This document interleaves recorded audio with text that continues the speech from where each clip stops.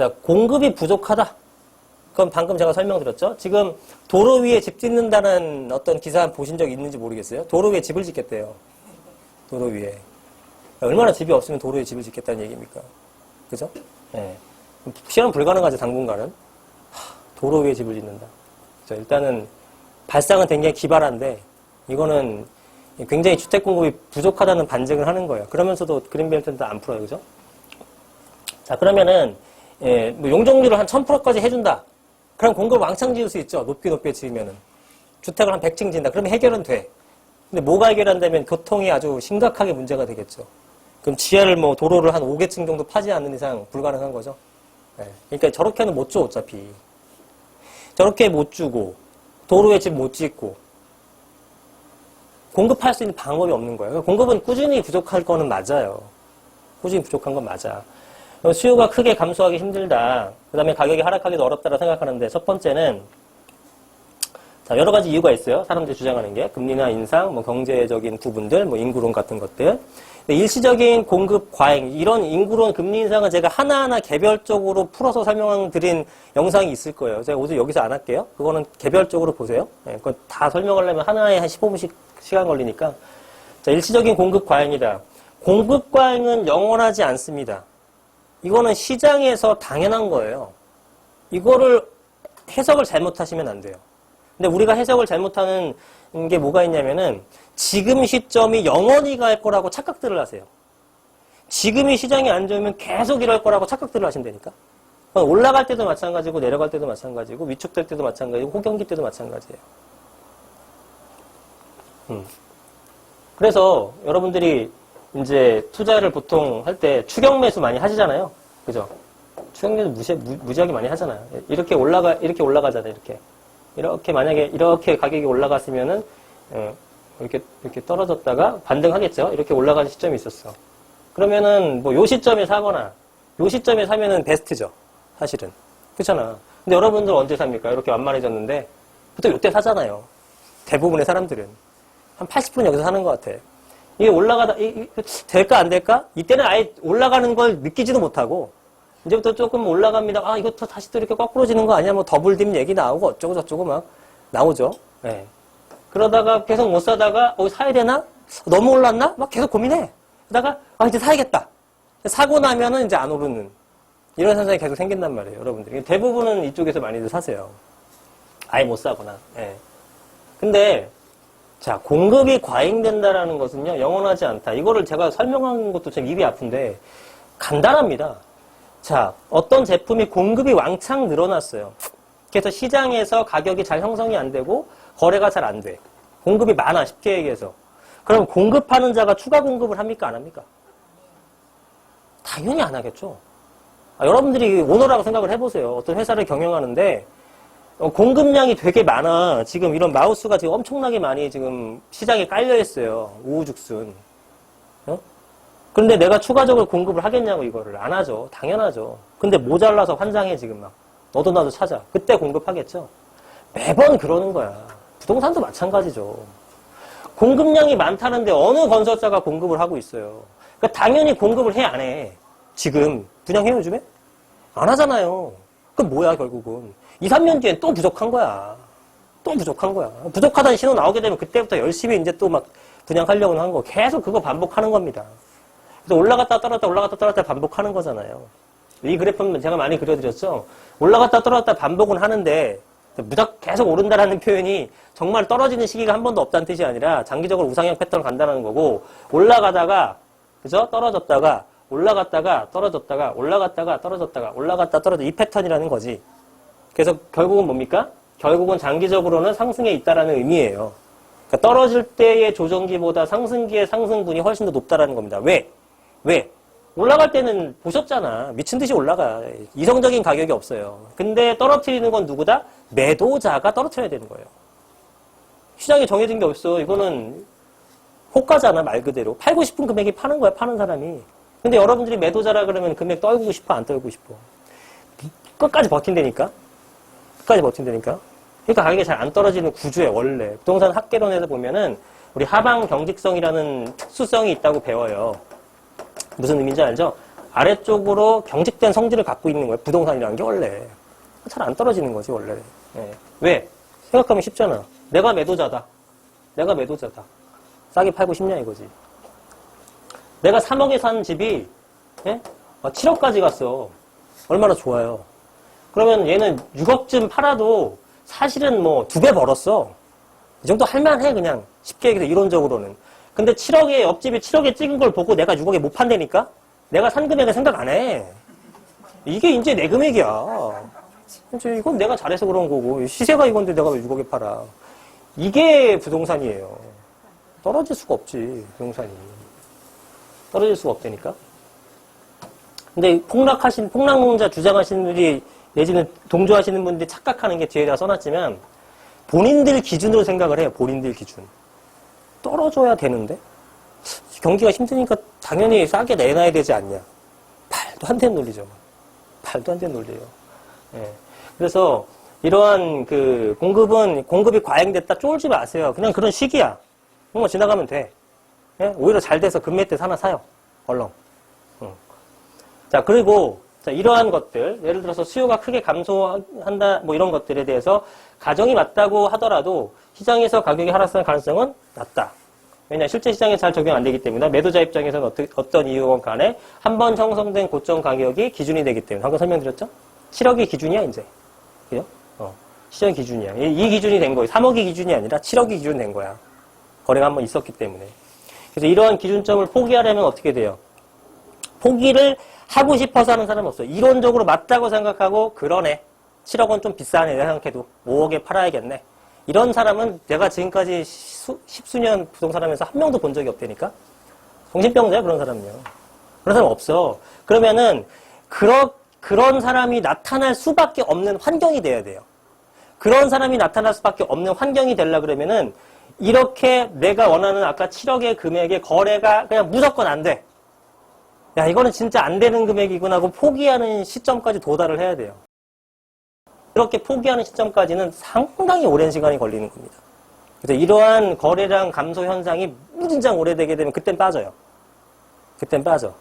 근데 그 전에 가격이 상승할 수밖에 없는 구조인데, 자, 그래서 이러한 인식을 포기하기 위해서는, 이를 위해서는 매우 오랜 시간이 필요하다. 네, 이런 흐름을 갖고 있는 겁니다. 자, 그래서, 자, 그럼 수요가 감소하려면 어떻게 되느냐. 수요가 감소를 해서 부동산 가격이 장기적인 하락을 하려면 어떤 조건이 선행돼야 되냐면, 첫 번째 조건이 뭐냐. 자, 다주택자들의 향후 부동산 전망이 장기적으로 굉장히 나빠야 됩니다. 지금 팔아야겠네라는 생각이 들어야 되는 거예요. 그래서 실제로 시장의 매물을 출하시켜야 되는 거죠. 그래야지만 가격이 빠지는 거예요. 그래야지만 가격이 빠져요. 근데 이 다주택자들이라는 사람은 누구냐면 부동산에 대해서 굉장히 긍정 정책을 갖고 있습니다. 당연하겠죠. 당연하죠. 폭락론자들이 부동산 시장에 부정적 영향을 갖고 있고 다주택자, 유주택자들이 부동산에 긍정 정책을 갖고 있는 건 우연이 아니죠. 그죠? 선행을 조금만 생각해 보세요. 긍정적인 시각을 갖고 있기 때문에 내가 유주택자, 다주택자가 된 거고요. 부정적인 시각을 갖고 있기 때문에 무주택자, 폭락론자가 된 거예요. 그쵸? 그래서 자, 이 사람들의 상당수는 부동산을 통해 돈을 많이 벌어본 사람들이기 때문에 유지를 하고 있는 거죠. 그리고 부동산에 대한 시각이 나쁘게 돌아설 가능성은 그렇기 때문에 굉장히 낮습니다. 폭락론자나 하락을 주장하시는 분들, 하락을 생각하시는 분들은 부동산 투자 안 하잖아요. 그런 사람들 부동산 투자 안 하기 때문에 그 사람들이 부동산 투자를 하는 것만큼이나 이 사람들이 다주택자들이 부동산을 포기하는 것은 대단히 어려운 일입니다. 그쵸? 돈을 벌어봤고 앞으로 오를 거라고 생각하는데 도대체 왜 파냐 이거지. 이 사람들은. 그래서 수요가 감소하기 위해서는 제가 왜 다주택자를 꺼내 들었냐면 분석을 하는 게 이런 게 있더라고요. 폭락론자, 하락론자가 분석을 하는 게 예를 들어 1주택자 같은 분들, 물론 영향이 아예 없진 않지만 메인 어떤 핵심 팩터가 아니에요. 1주택자 같은 사람들이 이제 집을 사기 힘들다. 그죠? 추가적인 매입이 안 되고 내지는 이제 대출이 이제 뭐 70%에서 뭐 40%로 줄었기 때문에 이런 어떤 그 레버리지를 좀 일으키기 힘들다. 그래서 예전에 비해서 돈이 더 많이 필요하다라는 뭐 그런 식의 주장을 하는 제가 영상도 봤는데 그거는 일단 첫 번째는 뭐가 잘못됐냐면 1주택자는요 부동산 가격에 크게 영향을 미치는 사람들이 아니에요. 주택 시장을 흔드는 사람들은 누구냐면 다주택자입니다. 그 소수의 다주택자가 개수로는 훨씬 더 많다니까? 그죠? 소수의 다주택자가 개수로는 훨씬 더 실제로 부동산에서 차지하는 비중은 훨씬 많기 때문에 다주택자들이 움직이는 비중을 판단하는 것이 부동산 시장을 실질적으로 잘 파악하는 가장 중요한 요소예요. 근데 1주택자 같은 거는 그거에 영향을 미치는데 약간 부족한 부분이 있어요. 근데 어쨌든 이렇게 설명을 하는데 이조차도 잘못됐습니다. 이건, 그러니까 지금 투자에서는 대부분은 물론 뭐 갭 투자 같은 거 많이 성행하잖아요. 갭 투자 같은 걸 많이 하죠. 우리나라는 특수한 전세 제도가 있기 때문에. 그죠? 갭을 안고 많이 사는 거고 대출을 활용해서 사는 케이스는 실거주자 외에는 그렇게 많지가 않아요. 다주택자들이 실제로 움직여줘야 되는데 다주택자들이 과연 그렇게 움직여지냐 거의 힘들다라는 거지. 수요가 감소하기도 어렵다라는 겁니다. 실제로 부동산은 자, 투자자와 비투자자가 극명하게 갈립니다. 여전히 국민의 45% 정도는 이거 통계마다 틀리지만 이 사람들 아직도 무주택자들이에요. 무주택자들. 대단히 많죠. 자, 이들은 지금까지 어떻게 되냐면 부동산에 별로 관심이 없었고 앞으로도 부동산에 대해서 거의 신경 쓰지 않습니다. 지금까지 그래왔다예요. 지금까지 부동산에 대해서도 별 관심이 없었어요. 국민의 반 정도가 부동산에 관심이 없었다니까? 근데 부동산 가격이 올랐습니까? 떨어졌습니까? 올랐다고요. 올랐다고. 걔네들이 부동산 시장에 참여하면 더 오르는 거고 참여 안 해도 오른다고요. 그래서 계속 올랐어. 그래서 이런 무주택자분들을 뭐라 하는 게 아니고요. 자금이 부족해서 사고 싶지만 못 산 분들도 많죠. 젊은 친구들은 거의 다 그렇죠. 그런 사람은 문제가 아니라 관심이 없는 무관심, 부동산에 떨어질 거야 이런 사람들 얘기하는 거예요. 무관심 무주택자들이나 폭락론자 이 사람들은 지금 현재 무주택자지만 돈 있으면 사야지는 많죠. 그런 분들 말고 앞으로도 계속 안 살 사람들이야. 제가 얘기하는 것들은. 이런 사람들은 과거와 같이 앞으로도 꾸준히 부동산 안 살 거지만 지금까지도 안 샀지만 부동산 계속 오르듯이 이 사람들이 어떻게 움직이건 간에 가격은 계속 오를 거란 말이에요. 무주택자는 아예 영향이 안 미친다니까? 1주택자가 덜 미치고 다주택자가 더 많이 미쳤듯이 얘네들은 주택에 대한 비율이 하나도 없는 애들이야. 얘네들이 뭘 하건 간에 가격은 부동산은 가격이 떨어지거나 올라가거나 아무 영향을 못 미치는 애들입니다. 그죠? 그래서 뭐라고 하건 간에 부동산 가격이 계속 올라간다라는 얘기고요. 추가 설명을 좀 드리자면 자, 어떤 이유든 간에 특정 지역의 가격이 상승해서 매수자의 구입 능력이 떨어졌다면 구입할 능력이 되느냐 이런 케이스도 많아. 이건 제가 실무적으로 느끼는 것들 설명드리는 건데 가격이 많이 올랐어. 그래서 내가 강남을 사고 싶은데 강남을 살 돈이 안 돼. 그럼 그 사람이 그 구입을 포기하느냐? 그게 아니라 그 옆에 동네라도 구입을 하는 겁니다. 내지는 그 옆에 단지라도 구입을 하는 겁니다. 내가 강남에 좋은 1급 브랜드 아파트를 살려고 하는데 안 된다. 그럼 옆에 있는 작은 단지라도 사는 거고요. 동네를 바꿔서라도 사는 거고 강남구가 밀렸으면 동작구라도 사는 거고 송파구라도 사는 거예요. 사겠다고 마음먹은 사람들은. 올랐으니까 앞으로 부동산 살 사람들 없을 것이다. 이렇게 주장하는 것 자체도 잘못된 거라는 거지. 그래서 이렇게 파도처럼 이렇게 내려가는 겁니다. 강남을 못 사게 되면 옆에 있는 송파구라도 사고, 송파구 못 사게 되면 강동구라도 사고 이렇게 가는 거지. 이 사람들이 가격 올랐다고 해서 포기하는 게 아니라니까. 자, 그래서 구입을 포기하는 것이 아니라 다른 걸 사거나 내지는 주택 구입의 시기를 일부 미루게 되는 겁니다. 미룬다는 뜻은 포기한다는 뜻이 아니죠. 시기를 다시 본다는 얘기입니다. 계속 시장에 참여를 하게 되는 거예요. 시기를 저울질한다. 그런데 이런 분들이 있죠. 1주택자 중에서 일부의 경우에서는 지역을 한정하는 경우는 있습니다. 나는 이 지역을 꼭 들어가야 돼. 실수요자이기 때문에. 예를 들어 애들 학군 때문에 여기로 와기 때문에 옆 동네 가는 건 의미가 없어. 이런 사람들 안 가지. 이런 사람들은 부동산을 살 때 30평대를 고려했다가 그럼 20평대로 가거나 30평대에 고려했지만 옆에 있는 뭐 커다란 빌라로 가거나 아니면은 매매가 안 되니까 전세로 가거나 이런 형태로 해서 시장에 참여하게 됩니다. 포기하는 게 아니에요. 그래서 이런 사람들의 특징은 뭐냐면 자, 무관심 무주택자라든가 폭락론자 특징은 일단 자기네들이 커뮤니티 공간이 있어요. 카페든 유튜브든. 그죠? 겁나게 신나게 댓글 답니다. 막 미쳐. 거기만 보게 되면 진짜 막 지구가 막 멸망할 것 같아요. 제가 볼 때. 막 떨어진다고 난리치고요. 90%가 떨어진다고 하는 댓글이에요. 거기다가 올라간다고 댓글 쓰면 욕 돼지게 먹습니다. 그러니까 아무도 안 쓰죠. 그러니까 다 동조하니까 이 본인들의 의견이 시장의 다수라고 착각을 합니다. 아, 떨어질 수밖에 없네. 이렇게 결론 났어, 걔네들은. 댓글도 다 그러네, 뭐. 모든 국민 다 이렇게 생각하네. 이제 끝났다. 폭락론자, 아니, 이제 뭐, 부동산 이제 투자했던 사람들은 이제 망했다. 죽어봐라. 고통의 시작이다. 지옥이다. 별 뭐, 악마 같은 저주를 다 퍼붓습니다. 네. 지금이 애들한테는 엄청나게 위로의 시기예요. 지금이. 신났지, 뭐, 지금은. 이제 큰일 났구나, 얘네들. 근데, 제가 볼 땐 다시 이제 좌절 모드로 돌아갈 건데, 자, 얘네들이 계속 투자를 못 합니다. 왜 그러냐 하면은, 왜? 좀 억울해서 그래요, 억울해서. 왜 억울하냐면요. 억울한 거에 대해서 설명을 안 했네. 억울하지. 왜냐면은, 내가 3억 정도의 아파트를 봤었는데, 이게 1년 지나니까 5억이 됐어. 나는 돈 1억밖에 없었는데, 꾸역꾸역해서 어떻게 뭐 2억 모아서 대출 조금 받고, 한 1억 정도 받고 살려고 그랬더니 5억이 됐다? 어떻게 5억 만들었더니 이게 8억 갔어. 돈 빌려 어쩌더니 12억 됐대. 그러니까 점점 시간이 갈수록 나는 개같이 모았는데 점점 부동산 도망가 있는 거죠. 격차는 더 벌어지고. 그러니까 짜증 나는 거야. 그래서 짜증 나는데 이런 걸 보다 보니까 이제 이 과거의 금액을 알면 사람들이 잘 못 삽니다. 왜? 이 사람은 기준이 이거가 된 거야. 그죠? 반대로 사는 사람은 이게 기준인 거야. 낮은 금액이. 당연하잖아요. 그러니까 올라가는 금액을 허탈감을 좀 느끼죠. 그래서 억울해서 못 사. 그러니까 이때보다 이때가 더 오라고 이때가 더 오라고 하니까 이런 걸 반복할수록 더더욱 투자를 못 합니다. 못 해요, 실제로. 네. 그래서 격차가 점점 더 벌어지니까 억울함도 커지게 되고, 자, 이쯤 됐어요. 이제 이렇게 되면은, 이 상태가 되면은, 이제 이 사람은 어떻게 믿냐면은, 말이 안 돼. 3억짜리 아파트가 10억이 됐어. 근데 이 사람 눈에는 이제 이게 말이 안 되는 거야. 말이 안 되는 거죠. 정말 말이 안 되는 거기 때문에 이거는 이제 정상 가격이 아니다라고 못을 박힌 거예요. 자기 스스로가. 정상 가격이 아니다. 그렇게 해서 이게 가격이 하락하는 것들을 이제 무조건 기다리는 거죠. 저건 정상 아니야.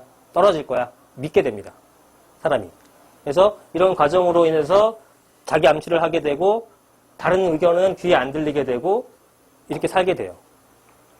그래서 이 사람들한테는 어떤 말을 해도요. 거의 잘 안 먹힙니다. 네, 잘 믿지 않아요. 그래서 이거를 굳게 믿고 있죠. 네. 근데 한 번만 믿어도 좀 곤란해요. 지금 제가 여기서 뭐 이름을 언급할 수는 없는데 2000년대 하반기에 후반기에 혜성처럼 이렇게 폭락을 갖고 등장하신 분이 있어요. 네. 네, 그분이 완전 스타가 됐는데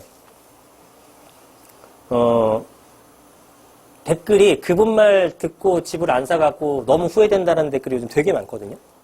근데 그분들이 지금 이제 뭐 믿었던 건 잘못이고 이제 와서 투자를 하려고 해도 못해요. 그 장반들이. 자금이 안 돼요. 그땐 됐거든. 지금은 안 되지. 이로 인해서 수억의 손해를 보게 되는 거예요. 결론적으로 현재까지는. 그렇죠? 앞으로 일은 모르겠지만. 그래서 저는 이분들이 이러한 과정을 통해서 어떤 부동산이 실제로 오를 건지 떨어질 건지 이론적인 어떤 논리적인 설명을 듣는다기보다는 그냥 떨어져야 돼. 떨어져야지만 내가 안 억울해. 이렇게 못이 바뀐 것 같아요. 그러니까 아무리 설명을 해줘도 못 믿는 거야. 설명해주고도 쉽지 않고. 그래서 이 사람들은 그냥 종교죠, 종교. 종교야, 그냥. 떨어진다라는 종교를 갖고 있는 거예요. 떨어져야만 된다. 예, 그래서 정말 이게 상대방 말이 맞는 것 같지만, 어떻게든 뭐, 어거지로 막 이렇게 아닌 걸 찾아내는 거죠. 예. 이런 식이에요. 그래서, 부동산이 떨어질 거라 생각을 하는 거지. 그래서, 자, 어차피 어떤 상품이든 다 부동산에 전 국민이 참여한 상품은 없죠. 뭐, 아마존, 애플, 페이스북 같은 것도 어마어마하게 전 세계에서 가장 큰, 그런 회사들이지만, 이용 안 하는 사람들도 많을 거 아니에요. 그죠? 이용하는 사람도 있고 없는 사람도 있고 어차피 모든 참여자가 생각해야 되지만 가격이 올라가는 건 아니에요. 그래서 자 이론적으로 폭락론자의 주장이 모두 맞다고 하더라도 매도자가 싫다고 하면 끝이다. 그래서 앞으로 금리 인상이 될 거니까 경기가 안 좋을 거니까 대책이 세게 나올 거니까 가격이 빠질 것이다. 그건 걔들 생각인 거고 그냥 내가 싫다고 하면 끝나. 그죠? 그래서 나는 계속 싫다고 할 거다. 다주택자를 대표한 사람이에요. 나는 계속 싫다고 할 거야. 울며 겨자 먹기로 어쩔 수 없이 가격이 빠질 때까지는 나한테 계속 싫다고 할 거란 말이에요. 왜? 나는 기준점이 지금 현재 시세거든. 그럼 나를 그렇게 만들게 환경을 만들어 놓으려면은 이러한 거지 같은 어떤 상황이 무지하게 오래 가야 된다고요. 그럼 다 같이 고통이야. 이렇게 되지도 않고. 그리고 다주택자들은 경제력이 상당히 높습니다. 무주택자들이나 이런 폭락론자들보다. 부동산으로 지금까지 어쨌든 재미를 많이 봤잖아요. 버티는 힘이 엄청 강해요.